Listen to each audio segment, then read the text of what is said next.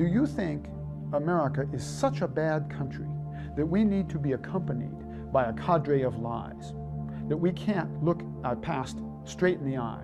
Because if we do, our young people will get so turned off that they'll leave or they'll become anti-American.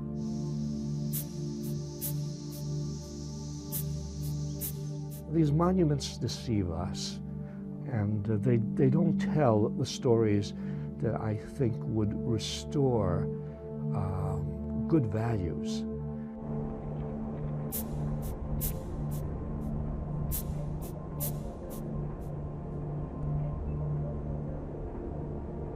The challenge with so many of these monuments is that they leave out more than they illuminate.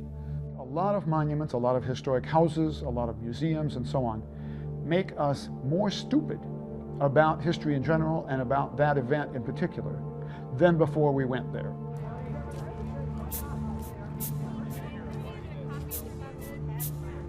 I find that when people are told truthful things that have been kept from them, they're happy to get that.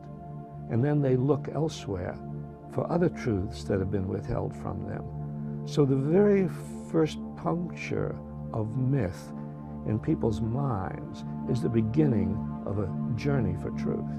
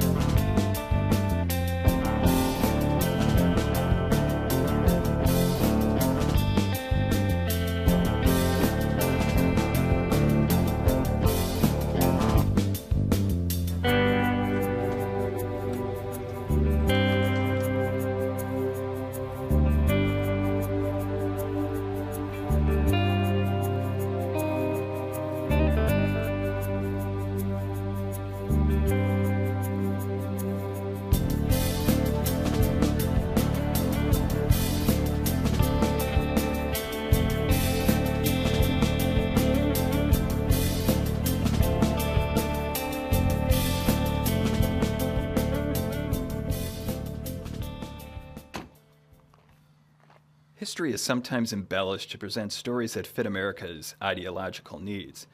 The site of Lincoln's birthplace does this in a couple of ways, beginning with the authenticity of the cabin he was born in. It's my understanding it's the original cabin. I don't know, it may be a replica, but I understood it was the original. And I think it's important that visitors do know that this may not be the original cabin. I think it's important that they know that we refer to it as a symbolic cabin.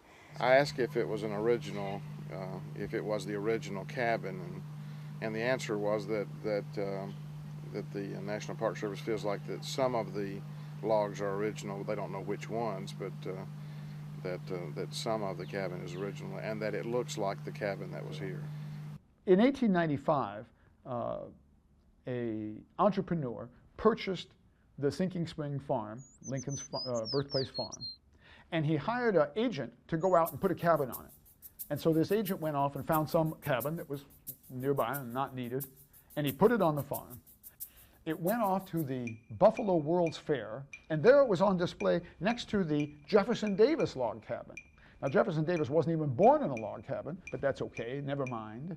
Then after that exposition closed, the guy who invented these two cabins took them off to Coney Island to display them there.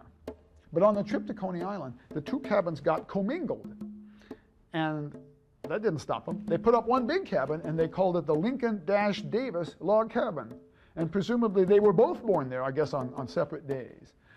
Finally, a wealthy magazine publisher bought the farm, speaking literally, and he hired a famous American architect to devise a suitable temple, really, to put the cabin in.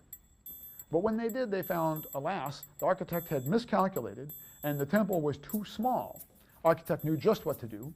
He had the cabin cut down in size.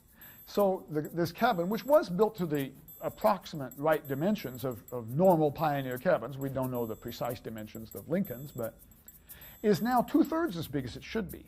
And all it does is it makes for a bigger story because it's a smaller cabin.